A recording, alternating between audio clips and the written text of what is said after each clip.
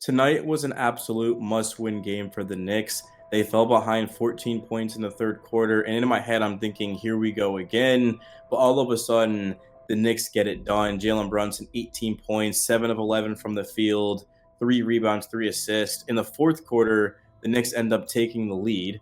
Mikal Bridges knocks down 4 consecutive shots to push that lead, of course, into the rest of the quarter. And then Mitchell Robinson absolutely took over this game. So did Karl-Anthony Towns in the second half. I didn't think Cat had a great first half. He got into foul trouble. And quickly, guys, let me just give my prayers out to Jason Tatum because he was absolutely unstoppable tonight. He ended up leaving the game on a wheelchair with an injury. No, I don't like the Celtics. I hate them. But again, these are human beings. And I hope Tatum has a speedy recovery. I hope he's going to be okay and good to go in game 5 and the rest of the series. But the Knicks, guys, I mean, this was just so must win because you look at the Celtics and they're absolutely unbeatable, right? I mean, they shoot over 40% from three. They're the best defensive team. They've got star power. They've got depth. But the Knicks actually learned that, hey, look, well, these guys aren't going to be able to sustain good shooting for 4 out of 7 games. They might do it for 2. They might do it for 3. Maybe the Celtics do win the next 2 games. But the Knicks know that, like, this isn't going to continue.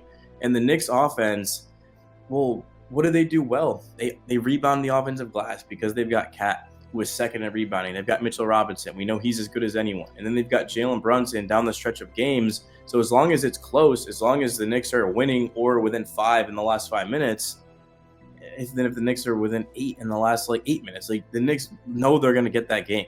And that's exactly what they did. The Celtics missed shots. They turned it over, and things started to go our way. I mean, I've been a Knicks fan my whole life, and typically things don't go our way, but they have this series. But it all just comes down to execution and just grit. I mean, the Knicks, this is a lot like the teams they had in the 90s, the early 2000s. It's basically identical.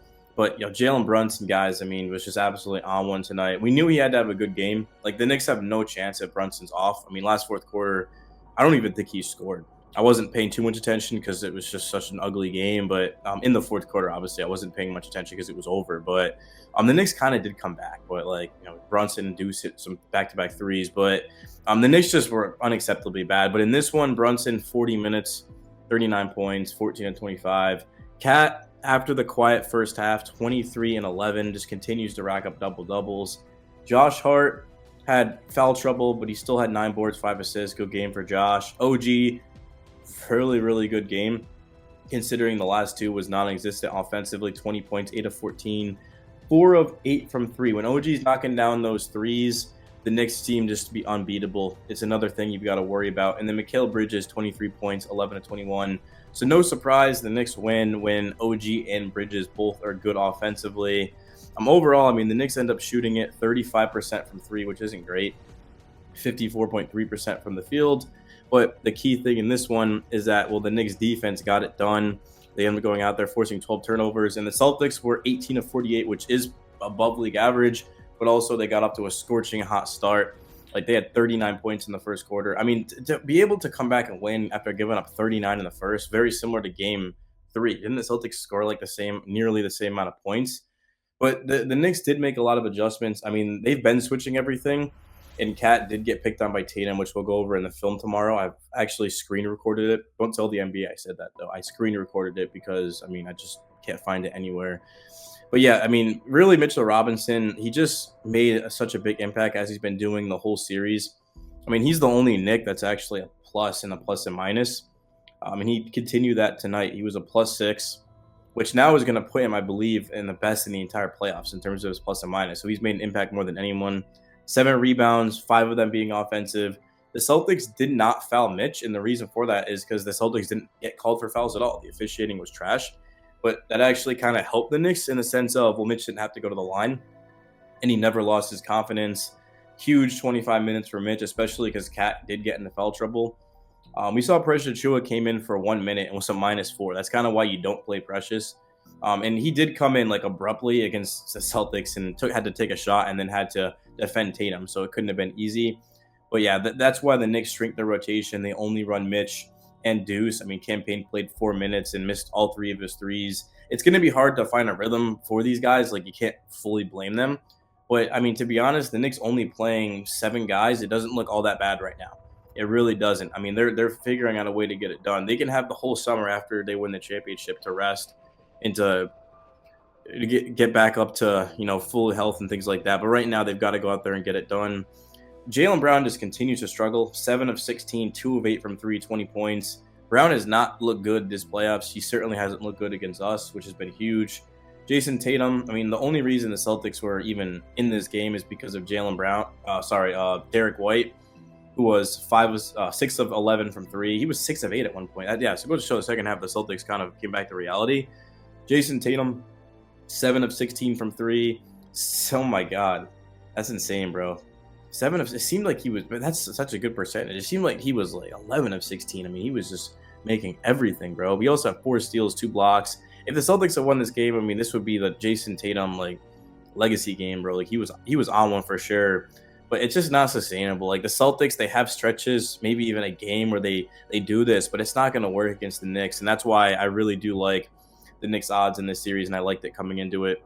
And after what we saw in the first 2 games, we knew the Knicks, hey, look, just win one of the next 2 at home. And then all of a sudden, you put the Celtics in a 3-1 deficit. And they're not going to put together 3 straight good games. Now, the Knicks can't come out flat like they did in Game 3 and Game 5. Like, okay, like, yeah, you can't just take the game off in Boston and win at home. Like, you got to come out and end the series there.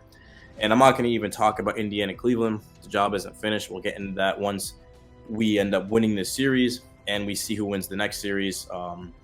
Yeah, that's really it. Again, I have to look at the film because there's not really too much to say after the game because I have to go back and watch it. I have to break down like the little things, the ins and outs, and I want to talk individually about players. It's something I'm going to start to incorporate. But just my overall takeaway is that when the Knicks fell behind 14, I was just sitting in my chair like, really, like he makes that shot. Of course, this ball goes to him and then goes in. Like Porzingis tips in. Like I'm just thinking all these little things are happening, but then. Again, the third quarter comes and Brunson starts to knock down a 3, and then he goes to the basket, and now he's feeling it. Mikhail's knocking down timely shots. Mitch is getting rebounds. The Knicks are getting second chance points. I mean, the Knicks had 13 offensive rebounds. The Knicks had 30 offensive rebounds. We almost had half the amount of offensive rebounds as defensive.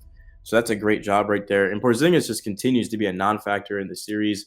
He did have that nice tip-in, but he should have been called for an offensive foul. If you guys go back and look at it, he was holding OG's wrist. He missed 2 free throws kind of like mid in this fourth quarter. That just was deflating. Like you can't leave those on the table. But yeah, Porzingis has done nothing. Al Horford tonight did nothing. And that's the thing is last game, like Al Horford can't miss. He's like, 3 of 4 from 3. And everyone just on. But it's just eventually it's going to stop. And the Knicks do not really rely on the 3. Like the Knicks statistically are a good 3-point shooting team, but they don't rely on it. And they haven't been able to shoot the 3 because the way the Celtics defend is you don't get 3s. Like they'll chase you off the line, and they're not going to give you a lot of space, and then you're forced to take it to the hoop. But that's when the Knicks have the advantage, like the strength and the size. And like when you've got Bridges attacking the basket and that fall away mid range, and OG strong and Brunson and Hart, like all these guys, Cat going to the basket. I mean, that's the advantage we have. And it's just crazy because the Celtics won 61 games this year. They won last year's championship. They were supposed to easily beat the Knicks in 4 or 5. Everyone said that, the Celtics are more likely going to sweep us than it to go 7. Not everyone. There were some Knicks fans I talked to that said we were going to win, maybe like 5% of them. And I don't even blame you guys because on paper it wasn't a good matchup. The Knicks had lost all 4 in the regular season, but the last game did go to overtime. So like that was something to build off of. But yeah, the Celtics didn't have to deal with Mitchell Robinson in the first 3 games. The one game they did, it went to OT.